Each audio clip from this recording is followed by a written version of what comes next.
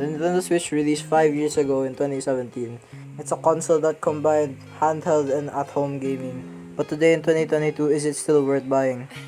If you have a PC and console, is it still worth buying a Switch? And is Nintendo Switch Jailbreak worth it as well? The original Nintendo Switch has 4GB of RAM with 32GB memory. But you can upgrade the SD card to something like 500 gigs to store all of your games. Its processor is a custom NVIDIA Tegra chip which is 5 years old in 2022. So is it still powerful in 2022? In 2022, it's still powerful, running Switch games like Breath of the Wild that look amazing even when running on a small portable console. Downside is that heavy games like Breath of the Wild and Fortnite are capped running on 30 FPS. The really big pro of the Nintendo Switch is that it has so many games that you can download, like the aforementioned Breath of the Wild, Luigi's Mansion, Animal Crossing, Undertale, Hollow Knight, Pokemon, and a lot more. Compared to other big consoles like Xbox and PS5, the Nintendo Switch really beats them in how small and light the Switch really is. It's really portable, especially when you get the light version. If you want a better controller for it and not feeling the Joy-Cons, you can easily buy a Pro controller and a wired controller for better grip and to have a better time playing. For people that like jailbreak, you could do second-hand shopping and you might find a Nintendo Switch jailbreak model for around $200, which has all the games in it that you need. Cons. First is the Switch drift.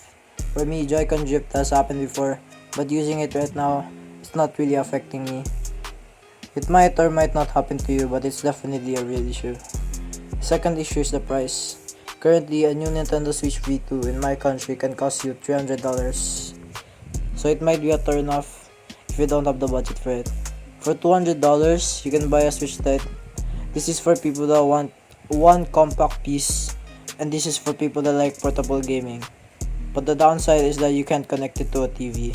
Third issue will probably not affect you and is only present in my model. The issue is that it got corrosion in the rail, so sometimes my right Joy-Con disconnects mid-game. This issue happened because of my fault, since I probably took my Switch to a swimming pool and made it wet, so lesson learned, never put water in your Switch. Conclusion. If you're a PC gamer or already have a console like a PlayStation or Xbox, you probably don't need a Nintendo Switch.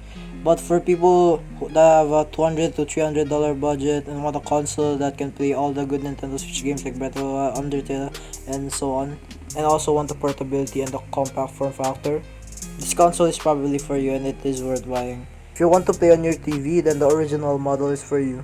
If you want to have a compact, lighter, and smaller form factor handle that you don't need Joy-Cons to play with, which is kind of better, but you don't want to play it on the TV, I think the Nintendo Switch Lite is for you.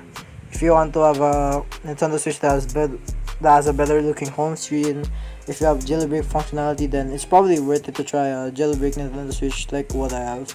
But always be careful and not throw it in water because it may give you corrosion like from my Switch.